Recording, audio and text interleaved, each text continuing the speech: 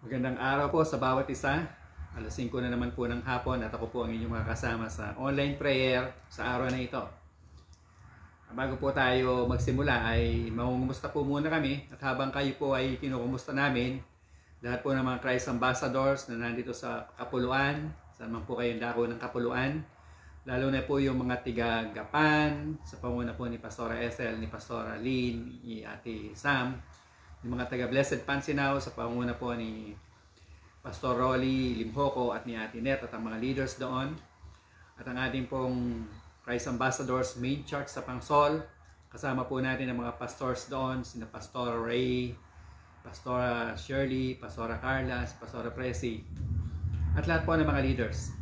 At lahat po ng mga Christ Ambassadors at mga online prayer partners po natin na nasa iba't ibang dako ng mundo, lalo na po yung mga nasa Christ, yung pong Christ Ambassadors California group natin sa pamumuno po ni Sister Gina, yung pong ating mga kapatid na nasa Guam, sina Pastor Boy at Pastora Divine, yung pong ating mga kapatid na nasa Middle East, nandun po si Pastor Fernan, yung pong ating mga kapatid na nasa ibang dako ng Amerika, lalo na po yung mga Mangilit family, sina Pastora Des, sina Kuya Rigel, at yung cute nilang anak na si Nigel.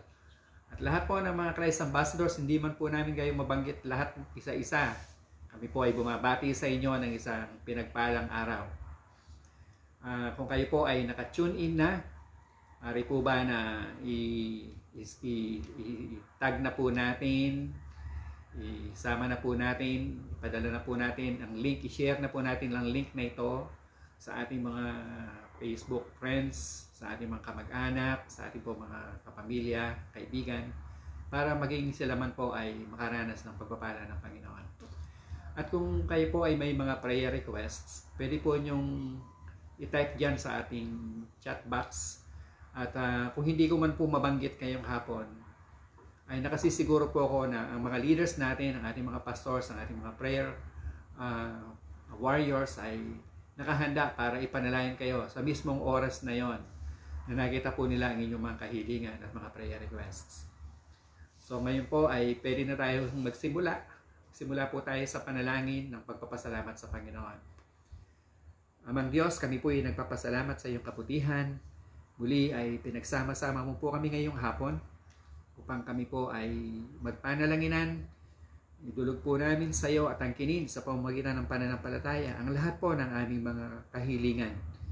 Naniniwala po kami na hindi po sa pamamagitan ng aming paghingi sa inyo, kaya kami po ay makakasumpong ng katugunan, kundi ang aming pong gagawin ay pananampalatayanan po namin at tatanggapin po namin ang pinrovide mo na, ang inihanda mo na dahil sa tinapos na gawa ng Panginoong Yesus sa krus ng Kalbaryo, ang lahat-lahat po ng inihanda mo para sa amin.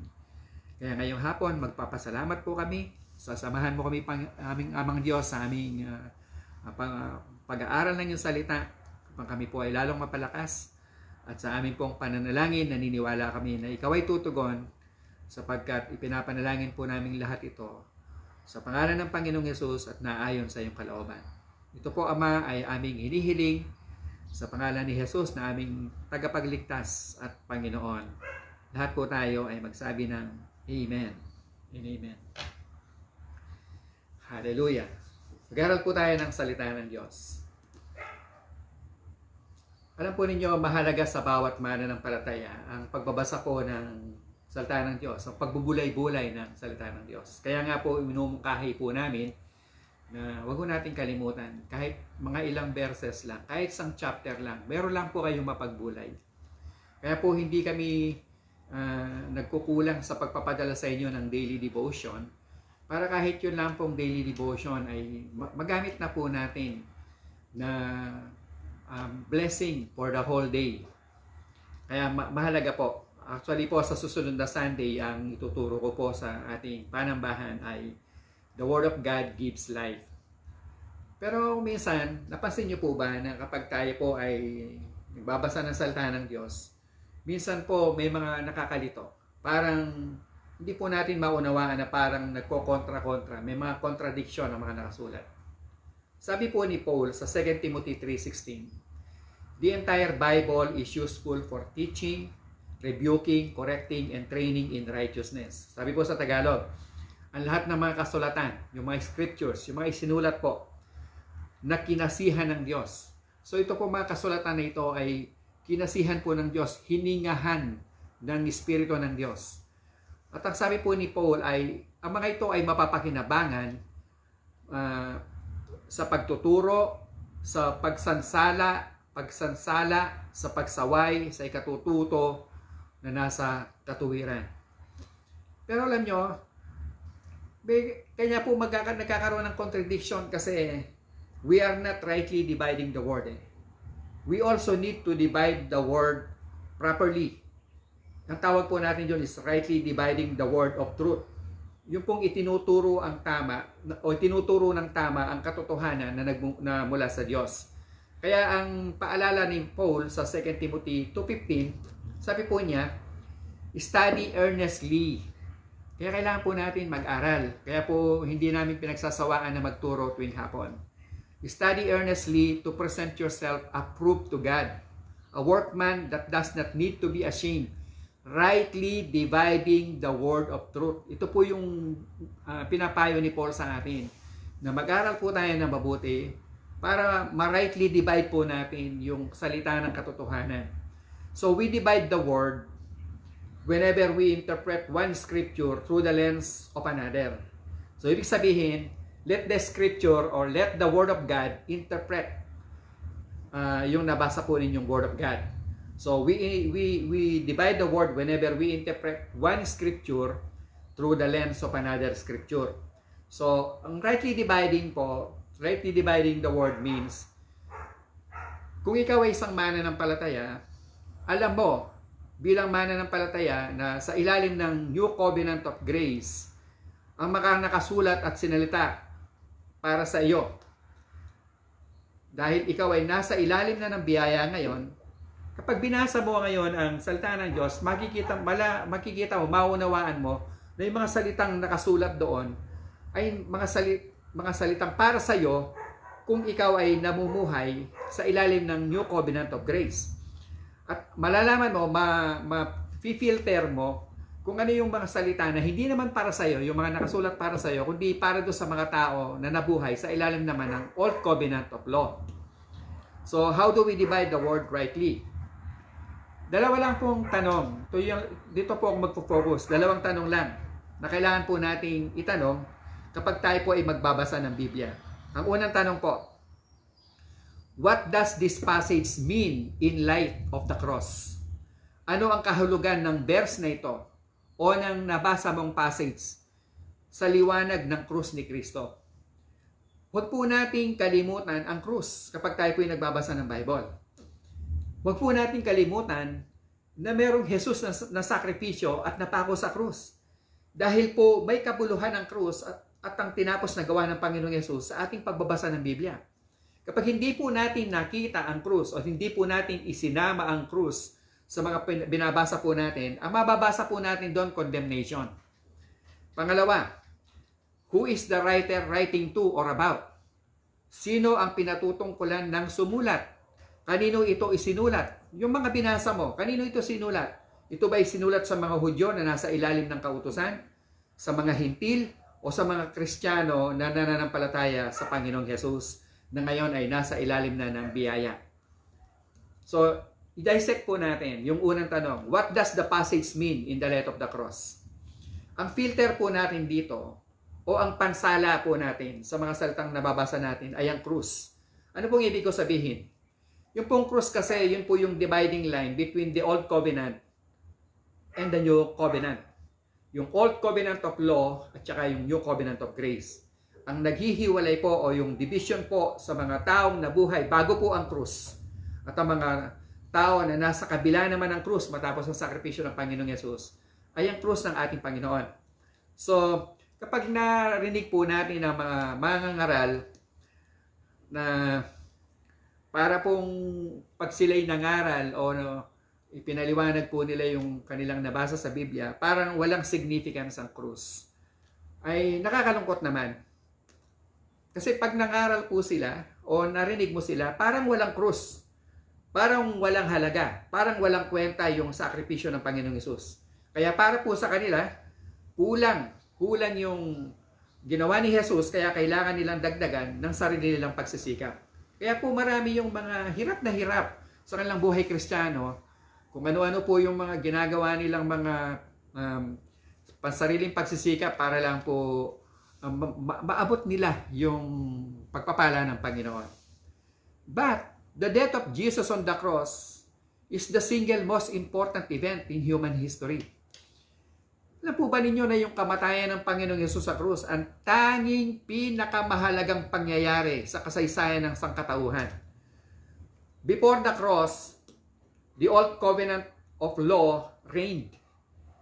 Ang naghahari po bago ang krus. Hanggang nung panahon po ng Panginoong Hesus nang siya ay nangangaral, na hindi pa po siya napako sa krus, ang naghahari po noon ay yung old covenant of law.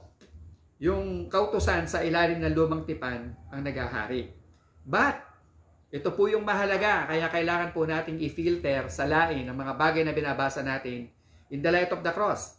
After the cross, a new covenant, meron pong bagong tipan na itinatag ang Panginoong Hesus, made the old covenant obsolete. Ginawa po niyang walang bisa yung yung lumang tipan. Sabi po ng Hebrews 8:13, when He, referring to our Lord Jesus, speaks of a new covenant, He makes the first, ano po yung first covenant? The old covenant, obsolete. So, sabi po doon, now what is growing obsolete and aging is about to disappear. So, yung pong lumang tipan, obsolete na po. Kasi, kapag tinanggap mo ang Panginoong Hesus, ikaw ay kinuha na niya mula sa sumpa ng kautusan, ikaw ay hinango na niya mula sa sumpa ng kautusan at dinala ka na niya sa ilalim ng kanyang biyaya. Kasi po, tingnan niyo po ito. Under the old covenant, you were blessed if you were good. Kaya kapag papalain sa ilalim ng lumang tipan, kung ikaw ay mabuti, hindi naman po tayo pwedeng mabuti sa tuwing panahon, every time. May mga pagkakataon po na pumapalpak po tayo. Pero under the new covenant, kaya po wala na pong stress ito, wala na pong kahirap-hirap. Under the old covenant, you are blessed if you are good. Pero under the new covenant, we are blessed because God is good. Tingnan niyo po yung difference. Yung difference po, yung bigat, hindi po tayo ang nagdadala, ang nagdadala po ng bigatin ay ang Diyos mismo. Kaya po napakagaan ang mamuhay sa ilalim ng biyaya ng Panginoon. So tingnan po natin yung mga ilang kaibahan na gusto ko pong ipaliwanag, ipakita sa inyo ngayon na nasa Old Covenant bago ang cross versus po yung mga nasa New Covenant after the cross. Before the cross, we were blessed when we obeyed and cursed when we disobeyed. Sabi po ng Deuteronomy 11:26-28. But after the cross, we are blessed because Jesus obeyed. God has blessed us with all spiritual blessings in the heavenly places because Jesus obeyed. Sabi po ng Ephesians 1:3, tayo po ay pinagpala ng lahat ng pagpapalang espiritual dahil sumunod po ang Panginoong Hesus. At ang sabi po nito, we are all redeemed from the curse of the law. Sabi po ng Galatians 3:13, tayo po ay tinubos sa sumpa ng kautusan ng ating Panginoong Hesus. Yun po yung malaking kaibahan. Nakita niyo po, ito pa isa.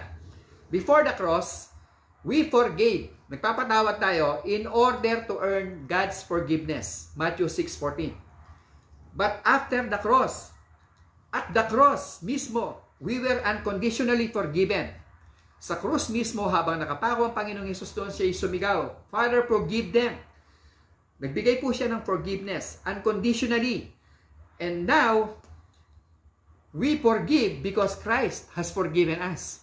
Kaya po natin ngayong magpatawad kasi ang Panginoong Hesus po ang una nang nagpatawad at tinanggap po natin ang kanyang kapatawaran. Sabi po ng Colossians 3:13, forgiving one another as Jesus Christ has forgiven you. Kaya tayo nakapagpapatawad ngayon kasi pinatawad na po tayo ng ating Panginoong Hesus. Meaning, naranasan na po natin. Kaya hindi na po mabigat ngayon ang pagpapatawad at pagmamahal sa ating kapwa.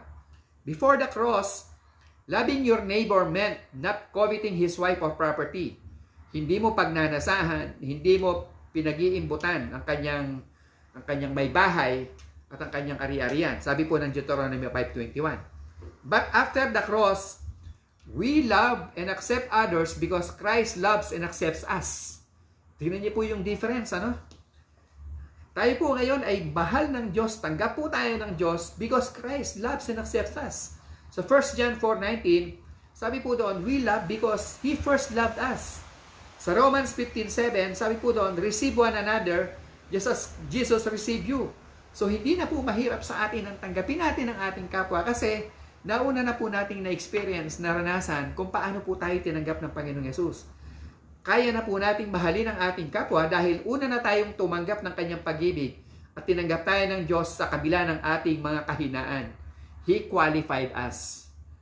Before the cross, God was distant and approachable. Malayo. Mahirap pong i-approach. Sa Exodus chapter 19 verse 12, mababasa po natin doon na hindi ka pwedeng lumapit o iniutos po niya kay Moses na hindi man pwedeng hipuin ang bundok na kinaroroonan niya. Kasi po, distant po siya, malayo. Hindi po siya pwedeng basta-basta abutin. But because of the cross, we have been brought near to God to receive mercy and find grace. Sabi po sa Ephesians 2:13, because of Jesus Christ, you who have been far away, kayong mga malalayo, have been brought near by the blood of Jesus. Sa Hebrews 4:16, mas mababasa po natin doon, we can now approach the throne of grace boldly. Kasi po, nakabukas na po yung trono. At hinihintay lang po tayo ng Diyos na pumasok. Dati po, may tabing, hindi ka pwedeng pumasok.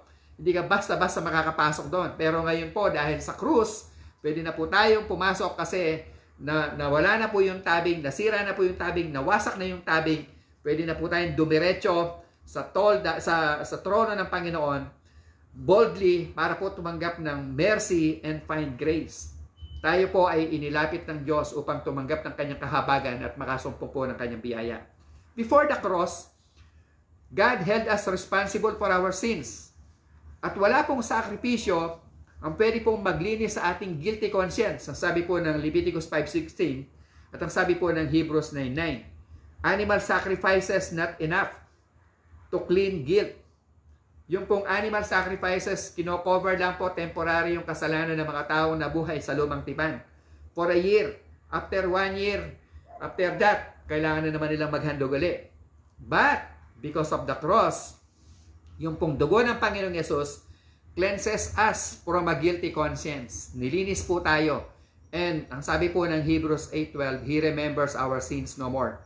Dahil tayo po ay nahugasan ng dugo ng Panginoong Yesus, tayo po ay naging maputing parang niebe. Saan ka po nakakita na yung inihugas na dugo sa inyo ng Panginoong Yesus, ikaw ay naging maputi? Subukan nyo pong magmaligo ng dugo ng hayop. Hindi ka magiging maputi, kapatid. Nilinis po tayo sa ating mga karumihan at ginawa po tayong minarapat po ng Diyos na kalimutan na at hindi na alalahanin pa ang ating mga kasalanan. Di po ba maganda?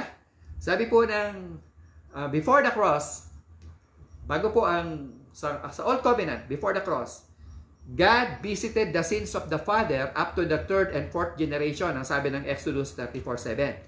But after the cross, mga kapatid, God chose us not to remember our sins no more. Hebrews 8:12 at saka Hebrews 10:17. At ang ginawa po niya, inilayo po niya yung ating mga kasalanan sa atin as far as the east is from the west. Ganun po niya inilayo yung ating mga kasalanan sa atin. Before the cross, we said, we will. Nasa Exodus 19:9, sabi po ng mga Israelita, kaya namin gawin kung ano man yung pag-uutos ng Diyos. But after the cross, God says, I will. Ako na lang ang gagawa. Basahin niyo po yung Hebrews chapter 8. Magmula po sa verse 8 hanggang 12. Makikita niyo po doon yung lahat ng nakasulat doon. Sabi ng Panginoon, I will, I will, I will. Before the cross, it's do. Dapat meron kang gawin. Pagod na pagod ka na sa pagsunod para may karapat-dapat ka sa pagpapala at ikaw ay mabibiyayaan. But after the cross, it is done. It is finished. Mamamahinga ka na lang kapatid sa tinapos na gawa ng Panginoong Yesus. Before the cross, Righteousness was demanded of sinful man. Deuteronomy 6:25. But at the cross, righteousness was freely given. Dahil yung pong righteousness ay tinanggap lamang po, inimpart lamang po sa atin ng Panginoong Hesus bilang kaloob, bilang regalo. Hindi po yun, hindi po sa pamamagitan ng ating sariling pagsisikap, kaya po tayo ay nagiging matuwid. Sabi po na Romans 5:17, we receive the abundance of grace and the gift of righteousness. Tinanggap natin bilang kaloob ang regalo ng katuwiran mula kay Jesus. Tayo ngayon ang katuwiran ng Diyos kay Kristo Jesus. Before the cross, Adam's sin meant condemnation for all men. Romans 5:18. But because of the cross, there is now no condemnation for those who are in Christ Jesus. Sabi po ng Romans 8:1. Wala nang kahatulan pa sa mga nakay Kristo. Are you in Christ? If you are in Christ, kapatid, there is therefore now no condemnation for you. So, lumipat na po tayo dahil wala na pong paghatol. Lumipat na po tayo mula sa kamatayan. Hindi na po tayo ngayon mapapahamak sa kamatayan sa apoy ng impyerno, kundi tayo po ngayon ay tutungo na sa buhay na hinihandog po ng Panginoon sa atin. When we read the Bible, we should ask, is this scripture describing the old covenant which condemns sinners, or narrating the new grace covenant which makes sinners righteous? Ano po ba? Ang nababasa ba natin ay panglumang tipan ng kautusan na humahatol sa mga makasalanan, o pangbagong tipan ng biyaya na ginagawang matuwid ang mga makasalanan na nananampalataya sa Panginoong Yesus? So if you are a Christian, you need not fear the condemnation of the law. Hindi kailangan katakutan ng kahatulan na dala ng kautusan, kagaya po ng mga ipinapanakot ng ibang mga ngaral sa mga mananampalataya. So instead, rejoice that you are now righteous. You are now the righteousness of God in Christ. Ang nakasaad po sa 2 Corinthians 5:21. Magalak ka kapatid, ikaw ngayon ay ang katuwiran ng Diyos kay Kristo Jesus. At yung pong pangalawa, consider the audience. Kanino ba ito isinulat? Sino ang pinatutungkulan ng sumulat? Importante po na itanong din natin, kanino para itong mga isinulat na mga salita dito? Kung hindi, ang mangyayari mangyayari po we will end up taking someone else's medicine. Kung tinanggap mo at nilunok mo ang mga hindi naman para sa iyo, para kang uminom ng gamot na inireseta para sa iba, sa halip na ang inumin mo yung sadyang para sa iyo. Ano pong ibig ko sabihin? Kapag tinanggap mo yung mga bagay na nakasulat para sa mga nabuhay sa Old Covenant of Law, sa mga Hudyo, na parang sa iyo, parang ang uminom ng gamot na hindi para sa iyo. Kapag nagsasalita po at nangangaral si Jesus, ginagamitan po niya ng kautusan ang mga Hudyo na nasa ilalim ng kautusan.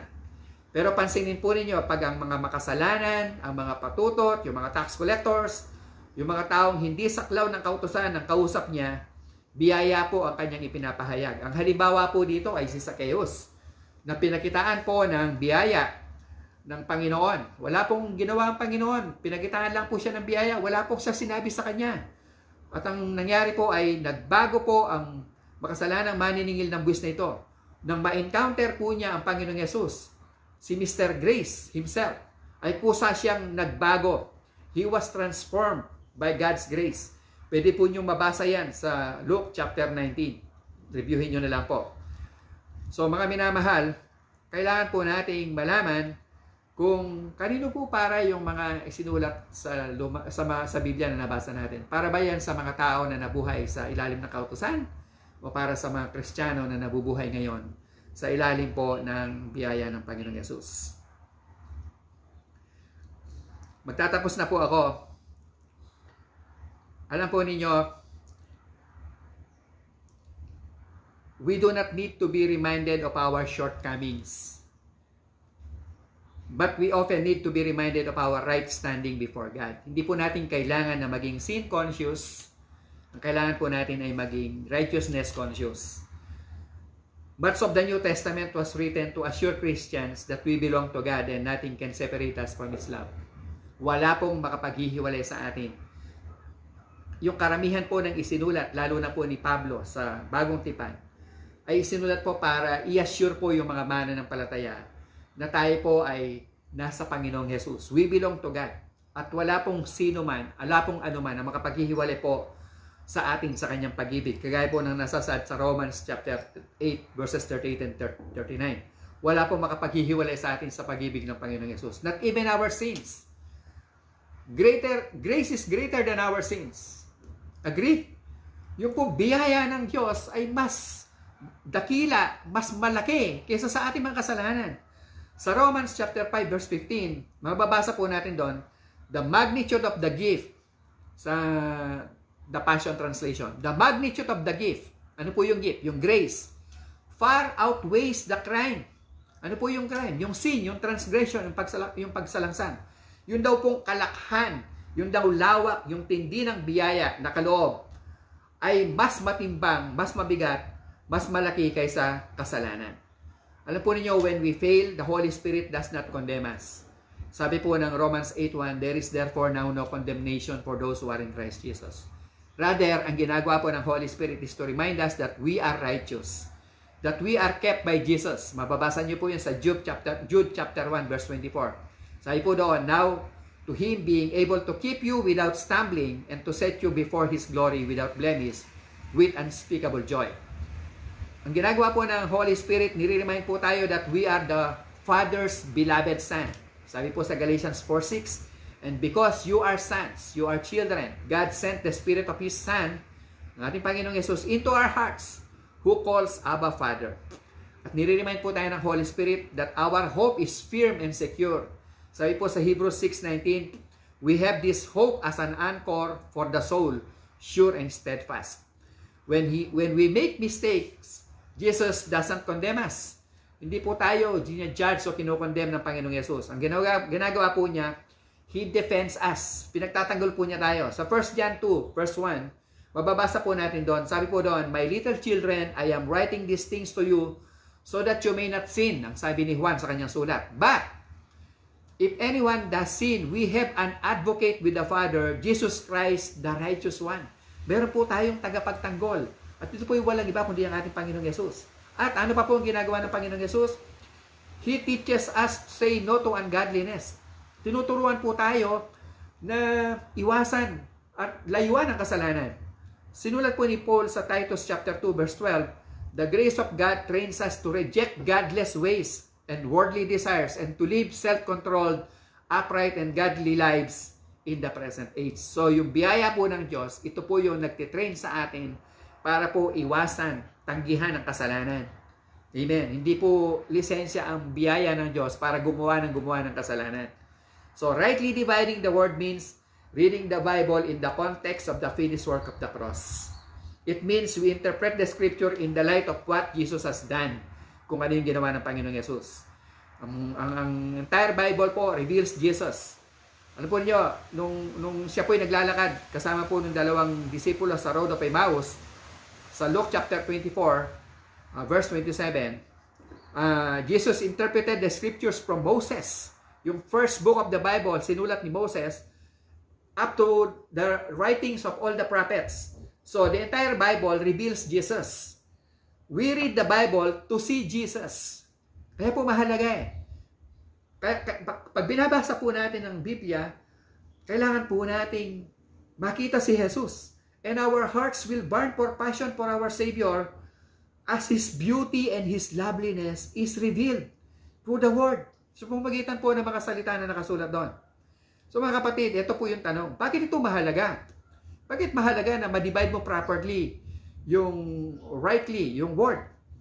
Kasi pag malinaw sa iyo kung ano ang mga nakasulat para sa iyo at ano ang mga nakasulat na hindi para sa iyo, mas mapapahalagahan mo at matatanggap ng malaya ang mga pangako ng Diyos para sa iyong kaligtasan, para sa iyong buhay na walang hanggan, para sa iyong kagalingan kung ikaw ay may sakit, para sa iyong kasaganahan, para sa iyong kapayapaan, at hindi ka na ngayon matatakot, hindi ka na ngayon mababalisa, hindi ka mag-aalinlangan at mawawalan ng pag-asa dahil sa mga nabasa mong nakasulat na para pala sa mga taong nabuhay sa ilalim ng lumang tipan ng kautusan.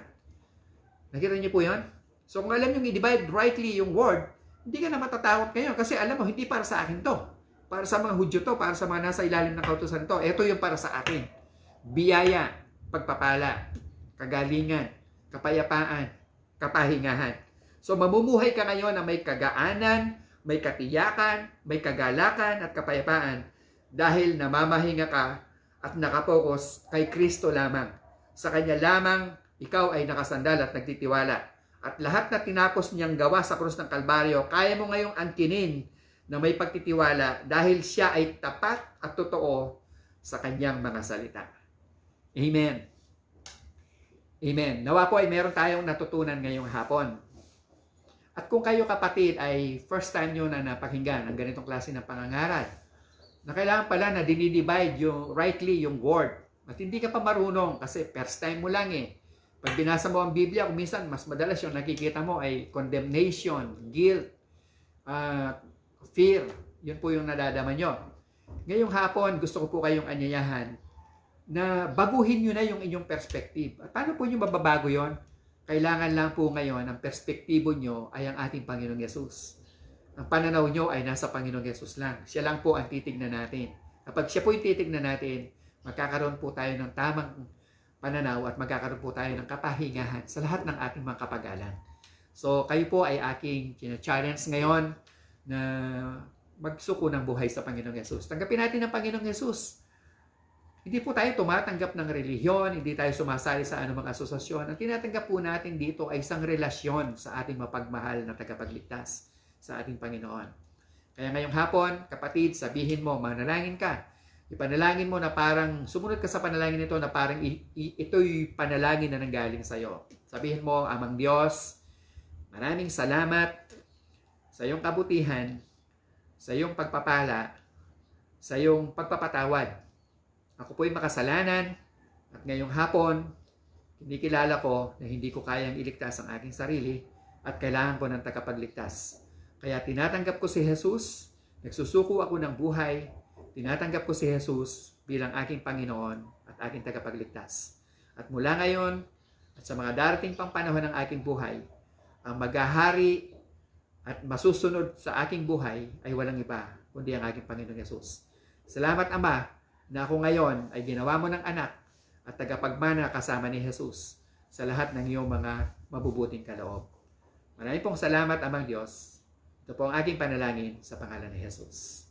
Congratulations at kung ikaw ay sumunod sa panalangin na yon, nagkaroon ka ng born again experience at magpatuloy ka sa Panginoon, magbasa ka ng salita ng Diyos at matuto kang rightly i-divide yung word na makita mo kung alin yung para sa iyo at kung alin yung para sa mga nabuhay sa ilang ng kautusan.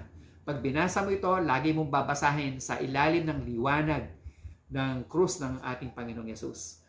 At pwede kang sumali sa mga Christian churches na nagtuturo ng purong-purong salita ng Panginoon, yung mga pangaral, yung mga salita, mensahe na hindi nagbibigay sa iyo ng takot, ng pangamba, ng condemnation, ng guilt, kundi ang mararanasan mo ay ang kapahingahan dulot ng tinapos na gawa ng Panginoong Yesus.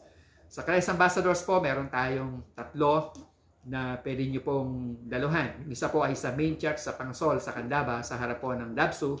Meron po tayo sa Blessed Pansinao at meron din po tayo sa Gapan. Samahan niyo po ako ngayon sa panalangin. Amang Diyos, kami po ay nagpupuri at nagpapasalamat at patuloy po kaming dumudulog sa iyo sa panalangin sapagkat alam namin na hindi mo po kami itataboy kundi tatanggapin mo po ang aming mga panalangin dahil ipinapanalangin po namin ito na naayon sa iyong kalooban at may pananampalataya at pagpapasalamat sa aming Panginoong Yesus. Kami po ay nananalangin para po sa mga pamilya ng Christ Ambassadors na ngayon ay infected ng COVID.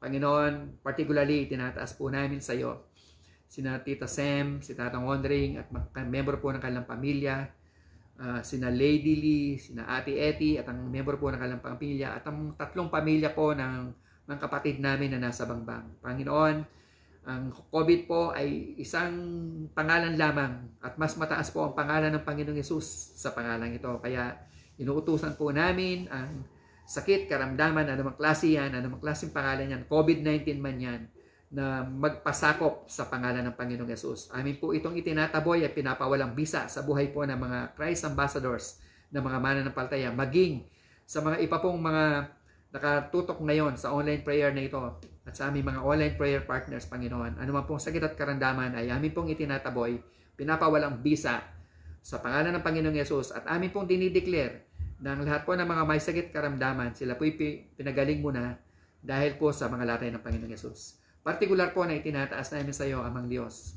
si Brother Roy De Leon na may severe COVID, si Brother Randy Dizon na may simptomas ng COVID, Panginoon, at saka po si Brother Ramon Embuscado na nagkaroon po ng stroke, at saka si Lisa Borja, Panginoon, Lisa Borja Samson na mayroong allergy sa katawan. Panginoon, patuloy po namin silang itinataas at amin pong inaangkin na sila po'y pinagaling mo na dahil po sa mga latay ng Panginoong Yesus na tinanggap sa kanyang katawan. At amin pong dinideklara na manunumbalik po ang kanilang kalakasan, ang kanilang kalusugan, at madali po silang makakabawi, Panginoon. At provide mo po lahat ng kanilang pangangailangan. Amin din pong itinataas si Kong Alex Soliman sa kanyang napipintong pagpapa-colonoscopy, endoscopy. Panginoon, ikaw po ang sumama at umantabay sa kanya at para po hindi po siya makaranas ng anumang pangamba, kundi mamahinga po siya dahil alam niya nakasama kanya habang siya po ay nag-undergo ng procedure na yon. Salamat po na magiging maganda po ang resulta ng kanyang colonoscopy, endoscopy. Patunay lamang na siya po ay iniingatan mo at siya po ay pinagaling mo na sa lahat ng mga sakit at karamdaman.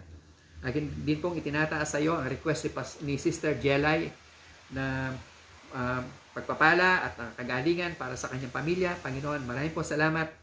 Patuloy po siyang pinoproteksyonan, patuloy po pinoprovide ang kanilang mga pangangailangan sa pupo ng kanyang pamilya. At saan man po siya magpunta, Amang Diyos, hindi mo siya iiwanan at hindi mo po siya pababayaan, kagaya po ng iyong pangako. Patuloy po namin itinataas sa iyo si Sister Gigi Manalad, si Tatang Resty, si Ate Marlene Mangaluz, si Brother Lindon Calao, si Brother Sagani Flores, at lahat po ng mga may pinagdaraanan na hindi na po nabanggit ang pangalan ngayong hapon. Amang Diyos, nakikita mo po yung kanilang kalagayan at hindi pong maiksi ang iyong kamay para hindi mo sila maabot. Amin po silang itinataas sa iyo at patuloy po namin inaangkin ang iyong kagalingan, dulot po ng mga latay ng Panginoong Yesus. At amin pong dinideklara na magkakaroon sila ng restoration sa lahat po ng kanilang ng lahat po ng ninakaw ng kaaway sa kanila. Marirestore po yung kanilang kalusugan, yung kanilang kalakasan, at lahat po ng mga nagastos nila, Panginoon, ay puprovide mo. Babalik mo sa kanila ng siksik, liglig at umaapaw. Nagtitiwala po kami sapagkat ikaw ay isang mabuti at tapat na Diyos.